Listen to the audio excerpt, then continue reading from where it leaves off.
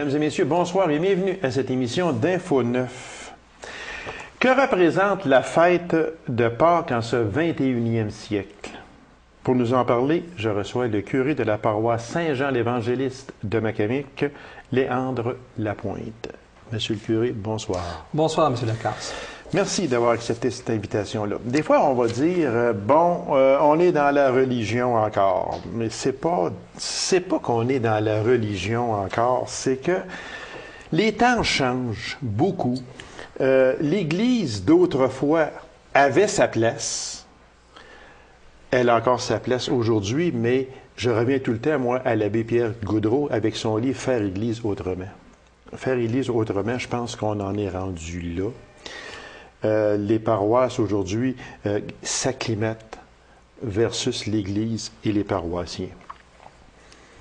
Moi, si je vous demandais en premier lieu, comme dans mon intro, Monsieur le curé, que représente Pâques en ce 21e siècle? C'est certain, M. Lacasse, que Pâques a toujours son importance, si ce n'est pour les croyants, hein? Oui. Et les gens qui ont, bien sûr, un sentiment d'appartenance à leur Église, au niveau, je dirais, peut-être plus liturgique, mais aussi au niveau du cheminement de foi qu'ils ont, bien sûr, vécu. C'est certain que ce n'est plus comme il y a 50 ans ou 60 ans. OK? Et je m'explique. On dit toujours que il n'y a pas de fête de Noël sans Pâques. Ah, OK. Et là, on peut faire un parallèle entre les deux. On peut faire des liens. Normalement, on devrait partir, Pâques devrait éclairer Noël, mais là, je dois suivre la société d'aujourd'hui. Je viens ça à l'envers. On vient ça à l'envers. Je mets ça l'autre bord. Exactement, oui. Je vous parle de Noël, puis je vais éclairer Pâques avec ça, au niveau OK. sociologique. Ça va? Oui. D'abord, à Noël, moi, cette année, je disais dans mon homélie de Noël, je disais, il y a comme 3 étapes dans un cheminement humain et spirituel pour toute personne vis-à-vis de la fête de Noël. La première, ils sont dans l'ordre, je les mets dans l'ordre. La première étape, moi j'appelle ça la magie de Noël. Les gens où ils célèbrent là, la magie de Noël, c'est les commerces sont en pleine magie de Noël, les spectacles et tout, bon, les parties qui commencent 2 mois avant Noël. Et ça, ce sont les gens, après ça, qui célèbrent cette magie de Noël, dont on retrouve leur sapin de Noël le 26 au matin à sa galerie. Les autres, ils ont fini de fêter Noël. Bien que vous avez raison. Bon. Vous avez vraiment raison. La deuxième étape, quand on dépasse cette magie de Noël-là, on arrive dans ce que j'appelle, moi, la nostalgie de Noël. C'est-à-dire des gens qui vont venir une fois à la messe par année, puis ils viennent à Noël, puis ils ont besoin des chants traditionnels. C'est comme, inconsciemment, il y a comme une recherche, je dirais, du Noël de leur enfance. Et ils sont attachés beaucoup à ça. Et ça fait sens dans leur vie. Tout comme les gens qui célèbrent la magie de Noël, ça fait sens dans leur vie aussi. Oui. Alors donc, on a ces gens-là, plus nostalgiques. Et la troisième étape, c'est ce que j'appelle, moi, le mystère de Noël. C'est-à-dire des gens qui viennent célébrer l'incarnation de Dieu dans notre monde par son Fils, l'Emmanuel, le Dieu parmi nous. Alors, avant d'arriver au mystère de Noël, les gens passent par la magie, passent par la nostalgie puis le mystère. Puis il y en a d'autres qui ont fait le reculon. Ils ont passé du mystère de Noël à la nostalgie, puis sont arrivés à la magie de Noël. C'est le sens qu'ils donnent aujourd'hui. OK. Alors, si on passe par ces étapes pour arriver au mystère de Noël, alors, dans la fête de Pâques, vous n'avez pas de magie pascale. Il n'y a pas de commerce qui déploie autant comme à Noël. On n'a pas cette magie. Noël, c'est tellement commercial. C'est ça. Là. Et vous avez tellement raison, Monsieur le curé, quand vous dites que on commence les parties peut-être 2 mois avant.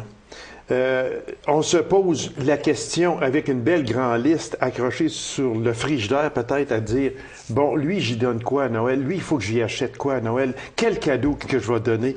C'est pas qu'est-ce que je vais faire à Noël, c'est qu'est-ce qu'il faut que j'aille acheter pour Noël. Et vous avez tellement raison quand vous dites que le 26 de décembre, faites le tour, puis les sapins de Noël sont déjà rendus dans le banc de neige. C'est ça. Et c'est tout l'aspect, regardez, juste au niveau visuel, les lumières de Noël.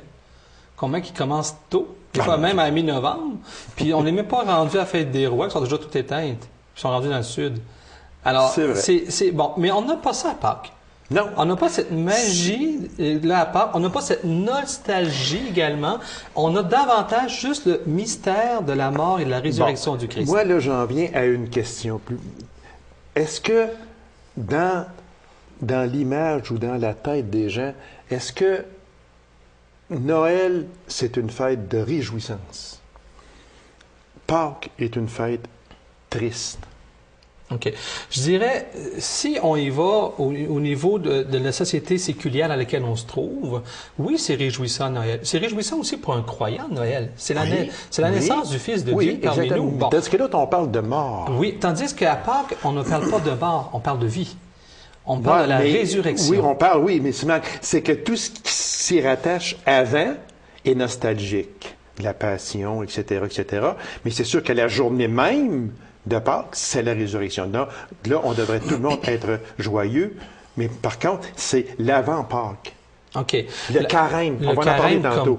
Du carême, on va en parler tantôt. Mais c'est que l'aspect, quand on parle premièrement, ça commence avec le mercredi des cendres. Poussière, tu es poussière, tu redeviendras poussière, etc. Bon, on commence là, puis on achemine avec le carême et on vient au jeudi saint. Au vendredi saint, qui est la passion du Christ, le samedi saint et la résurrection à Pâques. On a des jours tristes avant de célébrer quelque chose, une résurrection. À Noël, ce n'est pas ça. Non, mais si vous permettez, M. Lacaze, je veux simplement camper un petit peu quelques éléments historiques pour pouvoir saisir qu'est-ce qu'est le carême et qu'est-ce qu'est Pâques. Oui. OK? Puis après ça, les gens vont pouvoir bien se situer là-dedans, là où ils sont rendus. Okay. D'abord, quand on parle du carême, les 40 jours avant la résurrection, avant la fête de Pâques, ça origine du 4e siècle dans l'Église. OK? Et c'était le dimanche qui correspondait au 40e jour précédant le jeudi saint. C'était comme ça au 4e siècle. Okay. Après ça, on va arriver à la fin du 6e siècle avec le pape Grégoire le Grand, qui lui va prendre ce dimanche-là, puis il va mettre ça, il va mettre ça au mercredi précédant ce dimanche du 40e jour avant le jeudi saint.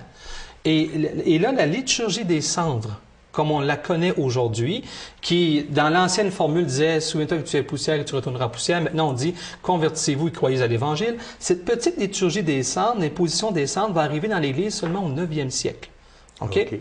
Et les cendres, à première vue, ça peut symboliser, traditionnellement, ça symbolise le deuil et la pénitence durant ces 40 jours-là. C'est vrai. Ce que l'aspect, vous pouvez peut-être dire triste, là. Mais si on regarde les cendres comme il faut, je pense qu'on peut y chercher aussi un autre sens aujourd'hui. Non pas que les sens du deuil et de la pénitence ne sont pas corrects, c'est très bien, parce que le jeûne, comme on l'entend dans l'Église, aujourd'hui, on dit davantage une sobriété de vie, que ce soit alimentaire, vestimentaire, une façon de vivre, d'être, etc. Bon, mais quand on parle des cendres, pensez par exemple à nos feux de forêt en Abitibi. Quand il y a un feu de forêt, avez-vous vu la vie qui surgit après? Allez chez des bleuets après. En dessous des cendres. Donc, les cendres sont porteuses de vie. Même chose dans la foi, pour nous croyants. Quand on dit que notre corps, c'est le temple de l'Esprit Saint, ça, c'est dans la Bible, ça fait partie de notre croyance à nous, les chrétiens. Bon. Alors, si c'est le temple de l'Esprit Saint, notre corps lorsqu'il deviendra poussière, ces cendres-là sont porteuses d'une promesse de vie éternelle. La mort n'abolit pas la vie, mais la transforme. Tout comme les cendres en forêt, après un feu de forêt, transforment la vie aussi. Cette vie-là va continuer à jaillir. Ça, c'est dans la foi qu'on nous dit ça. Alors, quand on parle donc, on se rend dans ces 40 jours-là jusqu'à la Semaine sainte. Maintenant, aujourd'hui, quand on parle de la fête de Pâques, quand on parle de la Semaine sainte comme telle, jadis, là, on parle de vigile pascale. Okay? La vigile pascale, c'est comme on a le samedi saint, nous autres. C'est comme le samedi saint. Exactement. Mais la vigile pascale, la première vigile pascale est entre l'an 100 et 120 après Jésus-Christ. Et dans cette vigile pascale-là, il n'y avait qu'une seule et grande célébration qui incluait le jeudi saint, le vendredi saint et la vigile pascale. Bon.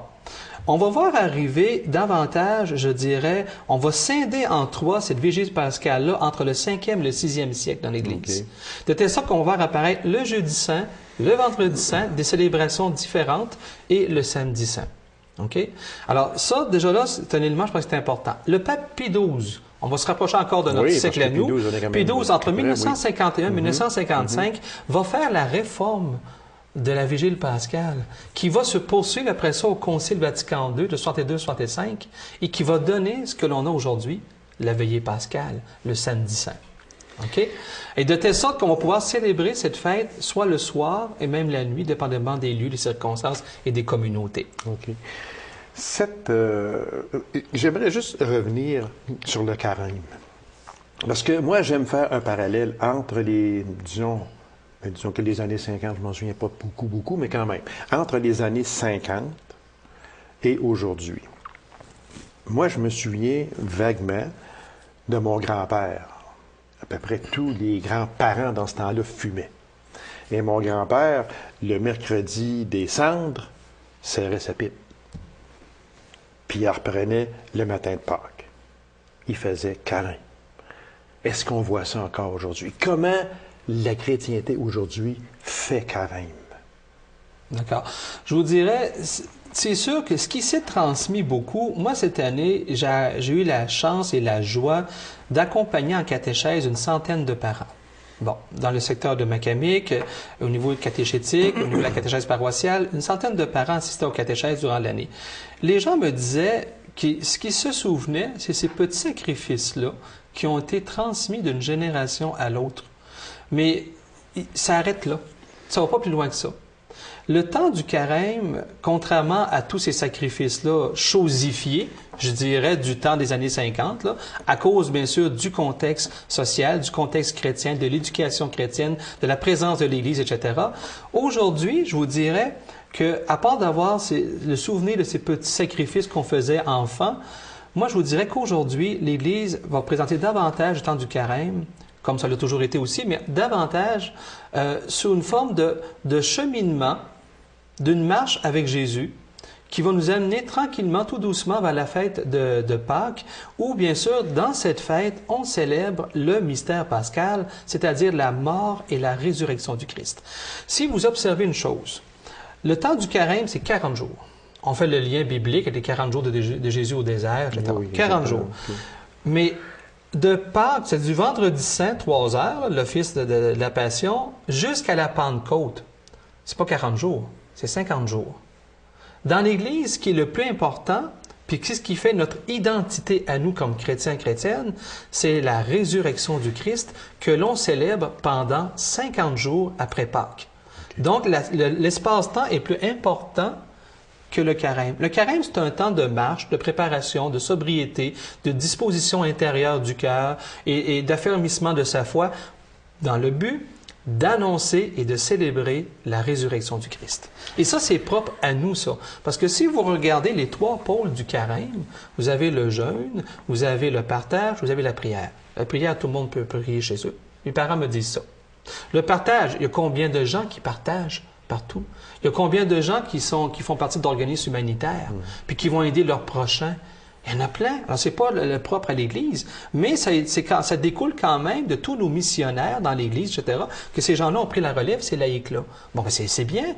Et puis, le jeûne, c'est une sobriété de vie. Il y a combien de gens qui vivent sobrement leur vie? C'est pas tout le monde qui vit dans l'opulence. Mais non, alors donc, ces gens-là le vivent, sont là. Mais qu'est-ce qui est propre à nous, notre Église?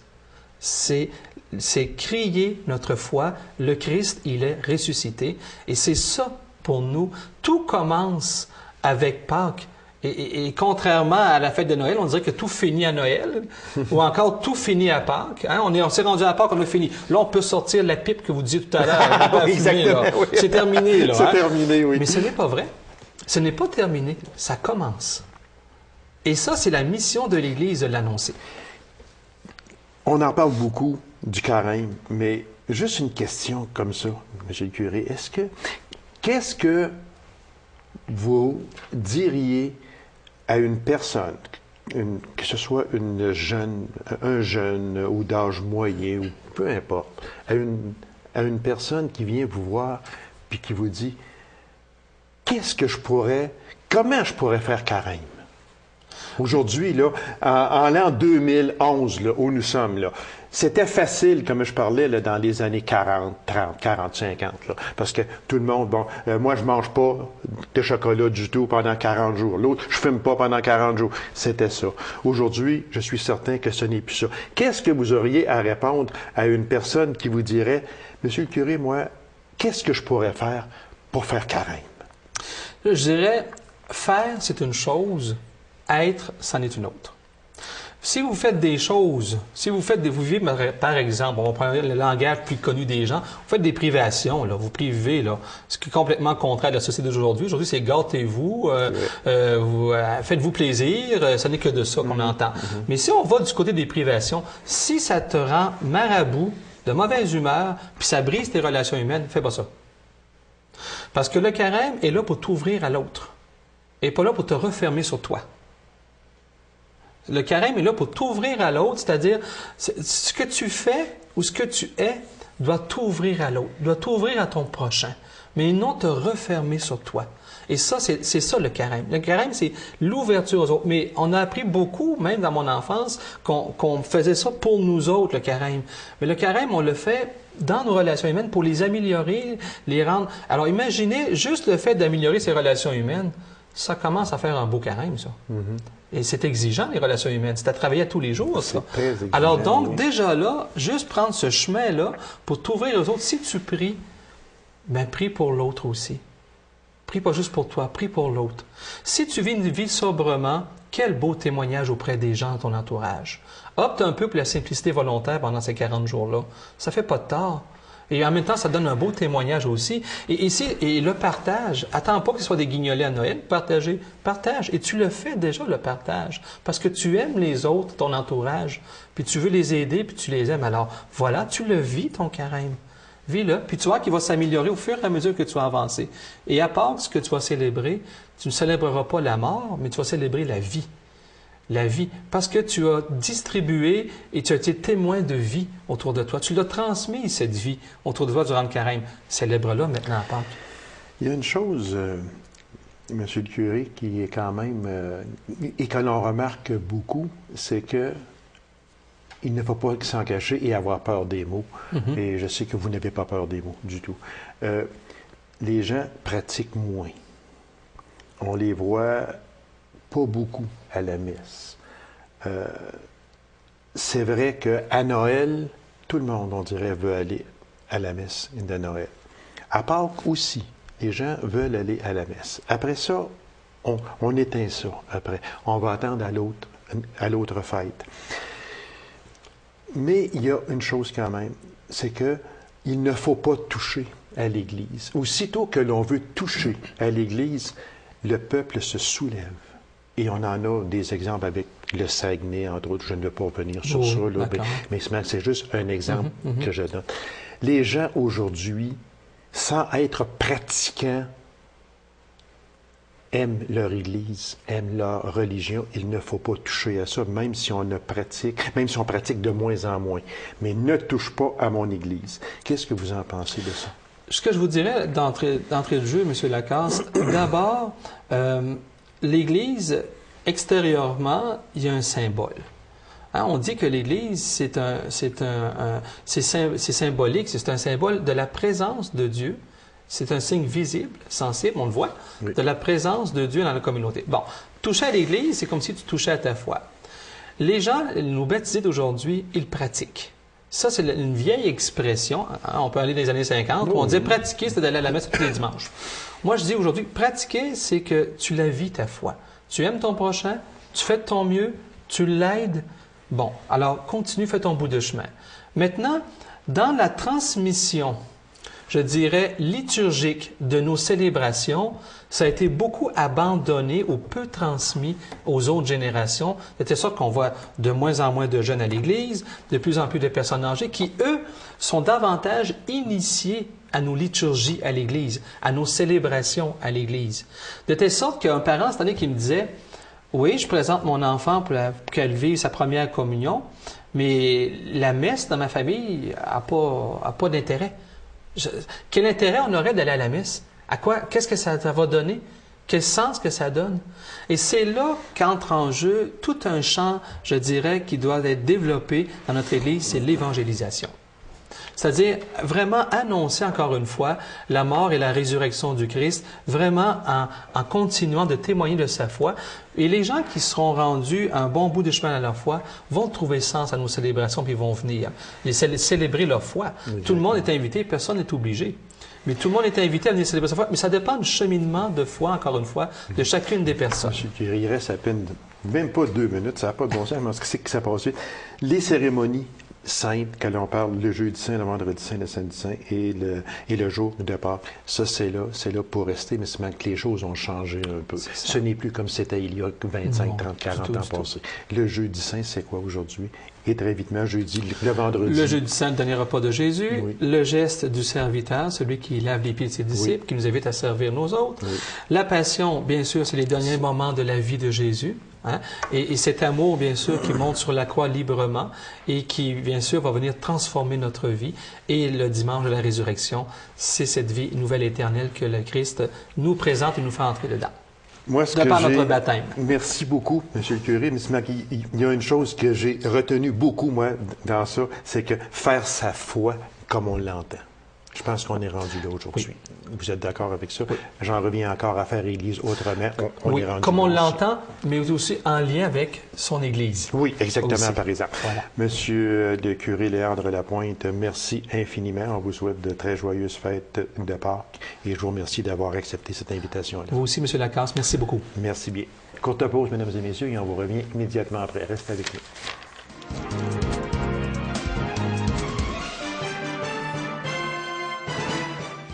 L'agrandissement de la maison de la famille est terminé. Alors, pour nous en parler, je reçois la présidente de cet organisme, Mme Josée Théberge, et de ce même organisme, Mme Isabelle Brochu. Madame, bonsoir. Bonsoir. Merci d'avoir accepté cette invitation-là, c'est très gentil. Les travaux sont complétés. Si on parlait dans l'ensemble, ce fut quoi ces travaux-là? Puis aussi, le pourquoi. C'est sûr que vous allez me dire, bon, bien, c'est parce qu'on a agrandi la maison, oui, mais seulement que c'était un projet qui était déjà prévu. Mais quels ont été ces travaux-là? En gros. En gros, ces travaux-là, c'est sûr que ça a agrandi la maison, oui, c'est sûr. Ce qu'on voulait faire, surtout, c'était avoir une belle salle de jeu pour nos enfants, parce qu'on fait de la haltéropie. Et puis, de la haltéropie. Qu'est-ce que de la haltéropie? C'est une genre de garderie qu'on fait pendant que les parents veulent aller faire l'épicerie une coupe d'heure. Alors, on a une haltéropie disponible.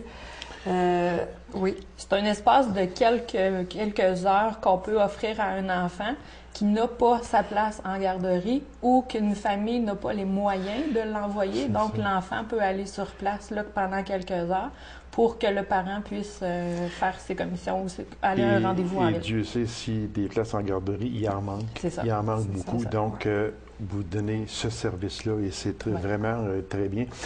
On dit que vous avez doublé la superficie. C'est sûr que la maison était là. Vous avez décidé de la lever et de faire un sol.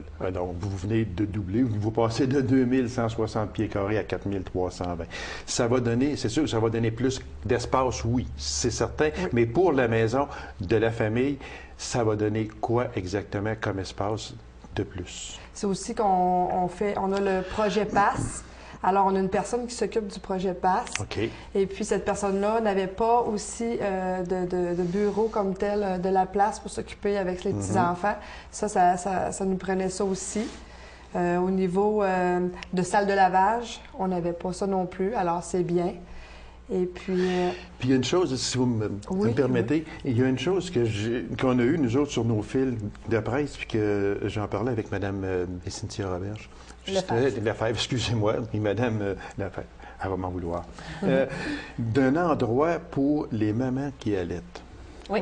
Oui. Ça, j'ai trouvé ça très, très, très bien parce qu'il faut en faire de plus en plus d'espace pour ces personnes-là. Puis, c'est bien aussi. Oui, bien en fait, c'était à l'origine, avant l'agrandissement, cet espace-là était la salle de jeu qui devenait limité en espace.